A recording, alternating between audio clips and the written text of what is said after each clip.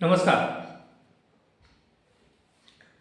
नगरपालिकांच्या निवडणुका झाल्या आणि या नगरपालिकांच्या निवडणुकामध्ये काही महोदय व काही महोदया या बिनविरोध निवडून आल्या आणि त्यावेळेला देखील महाराष्ट्रामधील अ, सामान्य जनता नागरिक काही चर्चा करू लागले, कुजबूज करू लागले की कोण ही ग्रेट माणसं आहेत की ज्यांचं महान कार्य त्या मतदारसंघामध्ये आहे आणि त्यांच्या विरोधामध्ये कुणी लढण्याची हिंमत ठेवली नाही किंवा त्यांचा अत्यंत त्यांच्या कार्यसम्राटामुळे त्यांचा सन्मान म्हणून त्यांच्या विरोधात कुणीही निवडणूक लढवली नाही आणि ज्यांनी कोणी उमेदवारी अर्ज भरले त्यांनी त्यांचा आदर राखून उमेदवारी मागं घेतली आणि ते माननीय महोदय आणि माननीय महोदया या बिनविरोध निवडून आल्या. त्यावेळेला देखील लोकांनी कुजबूज केली. परंतु आता महानगरपालिकांच्या निवडणुका होत आहेत 15 जानेवारी 2026 व मतमोजणी होणार आहे 16 जानेवारी 2026. तर या 29 महानगरपालिकांच्या निवडणुकीमध्ये उमेदवारी अर्ज भरण्यासाठी किंवा पक्षाकडून आपल्याला तिकीट मिळवण्यासाठी किती तांडव लोकांनी केला हे उभा महाराष्ट्र पाहत आहे. तिकीट मिळवण्यासाठी तिकीट मिळालं नाही म्हणून रडारड झाली. काही महिलांनी आक्रोश केला, काही पुरुषांनी तिकीट मिळालं नाही म्हणून पक्षाच्या कार्यालयावर धरणं धरलं, काही ठिकाणी तोडफोड केली. अनेक प्रकार या महाराष्ट्राने पाहिलेत. तिकीट मिळावं म्हणून आणि तिकीट मिळालं नाही म्हणून नाराज झालेल्या लोकांनी या महाराष्ट्रामध्ये किती मोठा गजब केला हे लोकांनी पाहिले. म्हणजेच अर्थात सर्वात मोठा पक्ष भारतामध्ये नाही जगामध्ये एक नंबर असणारा पक्ष भारतीय जनता पार्टी, त्यांचं असं म्हणणं आहे की आमच्या पक्षाच्या वतीने उभं राहिलं की निवडून येण्याची खात्री आहे आणि म्हणून आमचे कार्यकर्ते जास्त, आमचा पक्ष मोठा आणि प्रचंड प्रमाणात बाहेरून आलेल्या लोकांची संख्या आणि मग उमेदवारी मागणाऱ्यांची संख्या जास्त आणि तिकीट एकच आणि म्हणून अशी नाराजी होणार अशा पद्धतीचं भारतीय जनता पार्टी म्हणतात. त्याचप्रमाणे खालचे बाकीचे छोटे मोठे पक्ष म्हणतात. तर आता परिस्थिती अशी निर्माण झालेली आहे की या ठिकाणी महानगरपालिकांच्या निवडणुका आता प्रचाराला सुरुवात झाली आणि मग बातम्या येऊ लागल्यात की सत्ताधारी पक्षामधीलच काही लोकांनी गुंडगिरीच्या लोकांना उमेदवारी दिल्या आहे. काही महोदया जेलमध्ये आहेत, त्यांच्यावर खुनासारखे आरोप आहेत, चोरीचे आरोप आहेत, दरोडेचे आरोप आहेत, अपहरणाचे आरोप आहेत. अशा लोकांना देखील तिकीट दिलं आहे. त्याच्यावर आता चर्चा चालू आहे. त्या संदर्भामध्ये नेते मंडळी टोलाटोल करत आहेत. कुणालाच काही त्याचं वाटत नाही आणि मोठा पक्ष भाजप या सगळ्या गोष्टी पाहत आहे. माननीय देवेंद्र फडणवीस साहेबांना हे पटले का अशा पद्धतीचे सामान्य माणसं बोलत आहेत. आणि ही परिस्थिती होत असताना एखाद्या मतदारसंघामध्ये कुणीच उमेदवारी अर्ज भरत नाही आणि एकच उमेदवारी असतो आणि तो बिनविरोध निवडून येतो. आणि विशेषतः एखाद दोन उदाहरणं सोडली तर सगळे सत्ताधारी पक्षाचे लोक बिनविरोध निवडून येतात. बिनविरोध म्हणजे निवडणूकच झाली नाही, म्हणजे लोकशाही पद्धतीमध्ये निवडणूक होतात, ती निवडणूकच झाली नाही आणि सगळ्यांनी उमेदवारी अर्ज मागे घेतले आणि एकच महोदय निवडून आला, एकच महोदया निवडून आली. मग ही माणसं किती ग्रेट म्हणायला पाहिजेत, ही माणसं किती महान म्हणायला पाहिजेत का त्यांच्या विरोधामध्ये कोणी निवडणूक लढवली नाही आणि ज्यांनी फॉर्म भरले त्यांनी माघार घेतली. तर या संदर्भात बाकी आता चर्चा सुरू झालेली आहे. विशेषतः उद्धव ठाकरे गटाचे शिवसेना नेते संजय राऊत हे खासदार आहेत. अनेक वर्षे ते सामना या वृत्तपत्राचे संपादक आहेत आणि माननीय बाळासाहेब ठाकरे यांच्याबरोबर त्यांनी काही काळ संपादकीय म्हणून काम केलेलं आहे. ते संजय राऊत बाकी या विषयावर त्यांनी आक्षेप घेतलेला आहे की ते म्हणतात की 5-5 कोटीच्या पेट्या उमेदवारी मागे घ्यायसाठी गेलेल्या आहेत. आता ही गोष्ट खरी की खोटं संजय राऊतांनाच माहीत. ते त्यांच्याकडे काय पुरावा असतात तर ते पटवून सांगतील. परंतु समाज माध्यमामध्ये आपण हे ऐकतोय आणि मग ते म्हणतात की दहशत आहे. ते म्हणतात तर पैसे दिलेले आहेत आणि म्हणून उमेदवाऱ्या लोकांनी मागे घेतल्यात आणि मग तो माणूस निवडून आला आहे असं संजय राऊत म्हणतात. दुसरं, ठाण्यामध्ये मनसेचे नेते अविनाश जाधव यांनी देखील अत्यंत महत्त्वाचे काही मुद्दे मांडले आहेत की एखादा उमेदवार 5 मिनिटं लेट झाला आहे तर त्याचा उमेदवारी अर्ज घेतला नाही. अनेकांचे अर्ज तांत्रिक कारणं दाखवून बेदखल करण्यात आले आणि मग अशा पद्धतीने एकाच माणसाला विजय घोषित करून म्हणजे निवडणूकच झाले नाही. अविनाश जाधव यांनी अत्यंत महत्त्वाचा मुद्दा मांडला आहे. तर ते म्हणतात की जर निवडणूक प्रक्रियेमध्ये एक कायदा आहे की त्या मतदारसंघामध्ये असणाऱ्या उमेदवारांपैकी कुणालाही मला मतदान द्यायचं नाही आणि त्या मतदारसंघामध्ये उभे असणाऱ्या सगळ्याच माणसांना मला ती माणसं आवडत नाही आणि म्हणून तो नोटा म्हणजे मला कुणालाच मतदान करायचं नाही म्हणजे नोटाला मतदान जातं. तर आता ही 44 माणसं बिनविरोध निवडून आलेली आहेत.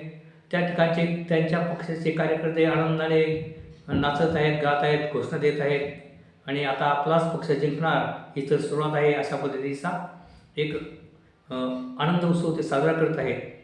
तेव्हा तर मग प्रश्न असा निर्माण झाला आहे की अविनाश जाधव म्हणतात की त्या कायद्यामध्ये जो मला एखाद्या मतदारसंघामध्ये त्या मतदारसंघातील जी माणसं उभी आहेत त्यांना कोणालाच मला मतदान करायचं नाही तर त्या अशा मतदाराची देखील गिनती होते.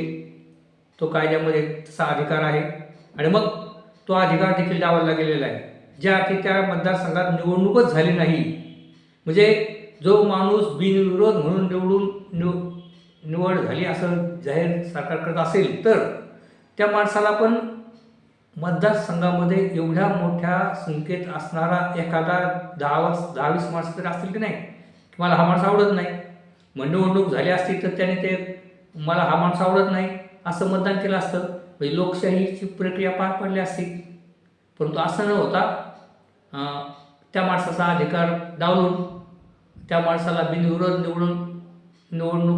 निवडून आला म्हणून जल्लोष करण्यात येत आहे. या संदर्भामध्ये खूप मोठी चर्चा चालू आहे. खरं म्हणजे भारतीय जनता पार्टीचे मोठे समर्थक मानले जाणारे अनेक मंडळी आहेत की जे राजकीय विश्लेषक आहेत, मोठे पत्रकार आहेत. अशा मंडळींना देखील आवडलं नाही. गगनभदी अनिल थत्ते हे खरं म्हणजे भारतीय जनता म्हणजे फडणवीस साहेबांचे चाहते आहेत, भाजपचे समर्थक आहेत आणि विशेषतः एकनाथ शिंदे यांचे मोठे समर्थक आहेत. त्यांच्या चॅनल असणारा गगनभेदी याच्यामध्ये येतात सुप्रसिद्ध असे राजकारणाचे व्यासंगी आणि राजकारणावर भाष्य करणारे प्राध्यापक दयानंद नेने यांनी देखील एक व्हिडिओ बनवून गगनभेदी या चॅनलवर व्हिडिओ बनवून त्यांनी देखील या संदर्भामध्ये विस्तृत अशी माहिती दिलेली आहे. कायद्याचा त्यांचा चांगला अभ्यास आहे आणि या सगळ्या गोष्टीचा अभ्यास करून त्यांनी या गोष्टीवर नापसंती व्यक्त केलेली आहे. त्यांनी काही प्रश्न निर्माण केले आहेत. ते खरं म्हणजे सत्ताधाऱ्यांचे समर्थक आहेत परंतु त्यांना देखील ही गोष्ट आवडली नाही आणि म्हणजे सत्ताधाऱ्यामधील अनेक लोकांना देखील या काही गोष्टी आवडल्या नाहीत.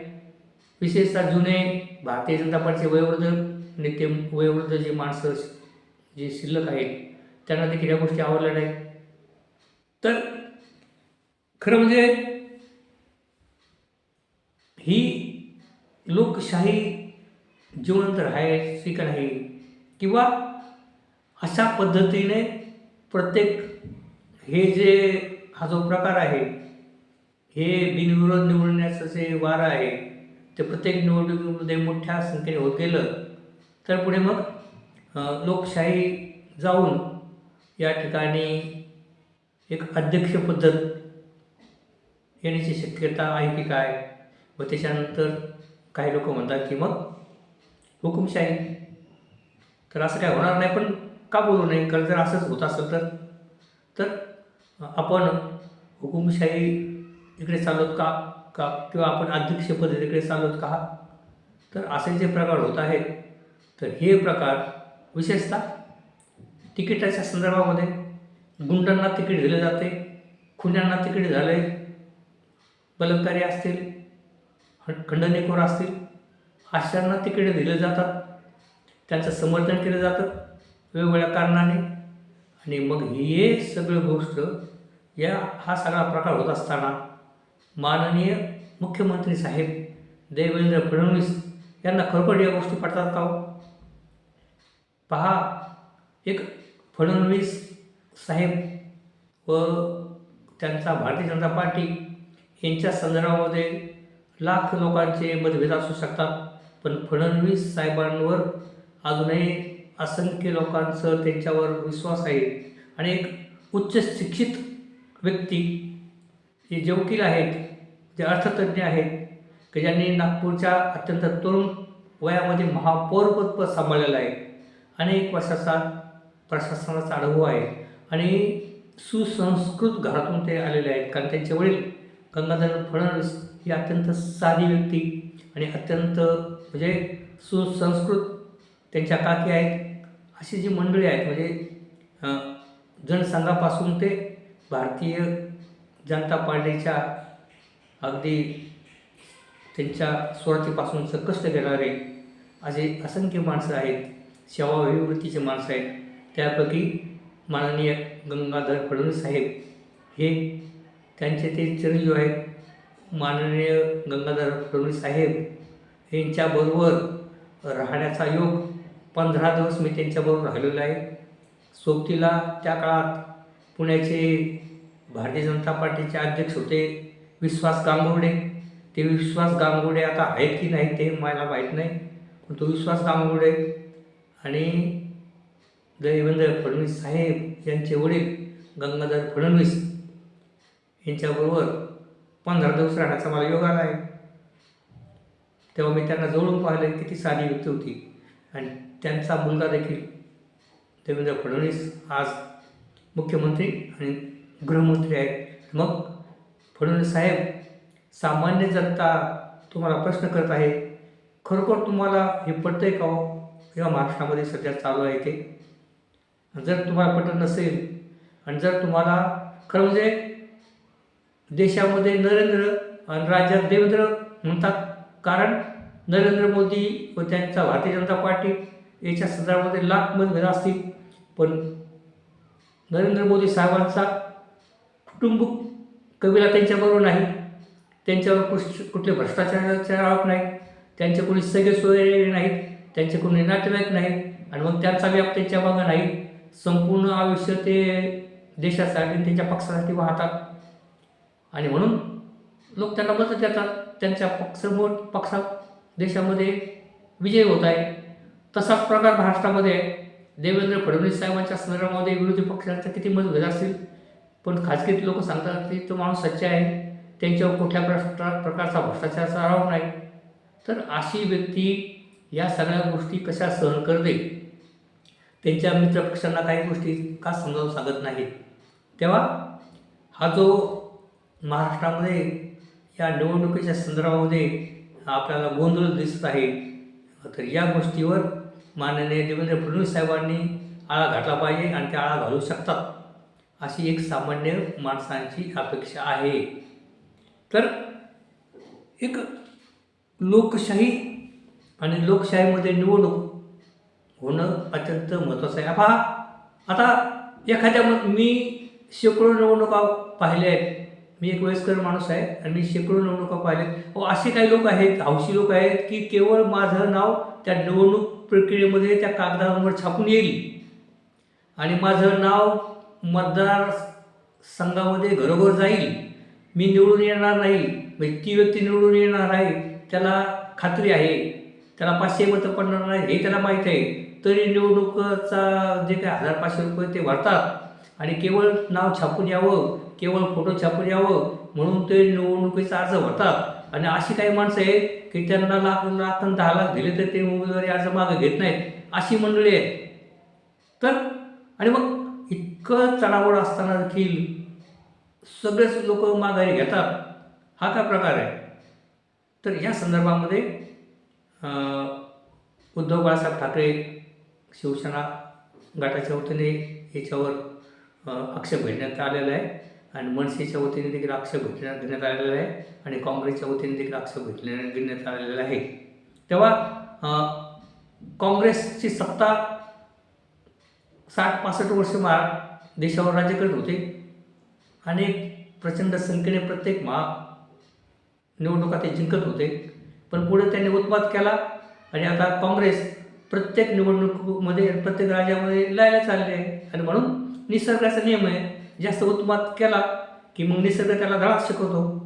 आणि म्हणून माननीय देवेंद्र फडणवीस साहेब, आपणाला नम्र विनंती आहे की एक सामान्यातला गरीब माणूस, एक सामान्य माणूस असं म्हणत आहे की आपण या गोष्टी सहन करू नका आणि तुम्ही या सर्व परिस्थितीकडे लक्ष द्या आणि याच्यामध्ये सुधारणा करा आणि लोकशाही टिकवा, अशा पद्धतीची सामान्य जनता अपेक्षा करत आहे तुमच्याकडून. म्हणून माननीय फडणवीस साहेब, तुम्ही कठोरपणा तुमच्या मित्रपक्ष असतील त्यांनाही समजावून सांगा व अधिकाधिक निवडणुका चांगल्या पद्धतीने होतील याची काळजी घ्या, कारण तुम्ही या राज्याचे प्रमुख आहात आणि म्हणून तुम्ही बाकी खंबीरपणे या सर्व परिस्थितीकडे पाहून तुम्ही योग्य निर्णय घ्या व हा जो गोंधळ चालला आहे निवडणुकीच्या संदर्भामध्ये याच्या सुधारणा करा, अशी अपेक्षा करूया. बंधू आणि भगिनींनो आणि मित्रांनो, तुम्ही या व्हिडिओला लाईक करा व तुम्ही पहिल्यांदाच माझा व्हिडिओ पाहत असाल तर माझ्या समर क्रांती यूट्यूब चॅनल माधव गायकवाड या चॅनलला सबस्क्राईब करा आणि आपणास विनंती आहे की 15 जानेवारीला आपण हमखास मतदान करा. गरीब माणसाला निवडून द्या, सामान्य माणसाला निवडून द्या आणि जो मतदारसंघामध्ये जी माणसं उभी आहेत त्यांच्यामध्ये त्यातल्या त्यात चारित्र्यवान माणूस असेल, गरीब माणूस असेल, चांगला शिकला सवरला असेल त्याला मतदान द्या आणि धनदांडगा असेल, जो गुंडगिरी क्षेत्रातला माणूस असेल, अशा माणसाला पाळा व निश्चितपणे मतदान करा व चांगल्या माणसांना निवडून द्या, अशा पद्धतीची अपेक्षा व्यक्त करतो. धन्यवाद.